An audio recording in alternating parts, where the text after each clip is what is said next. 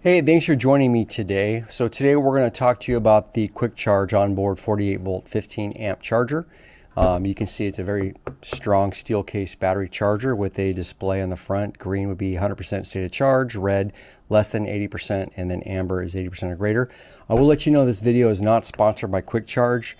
I actually bought this charger and I'm going to install it in a 48 volt golf cart to show how onboard charging can be done.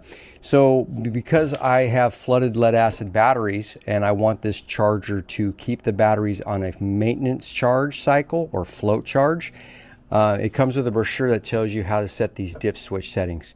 And you can see if you buy this charger, you can see you have AGM and lithium settings. You have flooded deep cycle lead acid batteries with a shallow cycle setting or a standard cycle setting. Because I'm going to drive the golf cart and I anticipate discharging the batteries to a 50% depth of discharge, I'm going to go ahead and use the standard cycle and float. So these dip switch settings are going to be looks like 2 down, 1 up, and then 1 down.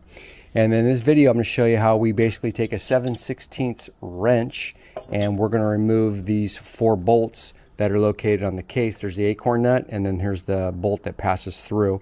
These have to be removed, and like a clamshell, we're going to separate the the charger to get to the dip switch settings. Okay, so as you can see, I went and got a 7/16 socket, deep socket wrench, because these bottom bolts are going to be tricky. I'm not going to lie, it's a little bit of a bummer, but it's not too bad. We're just going to have to get a box wrench on the bottom here and then use the deep socket on top to get this this guy out. Okay, so all 4 bolts have been removed. So now we're going to separate the charger and see what happens.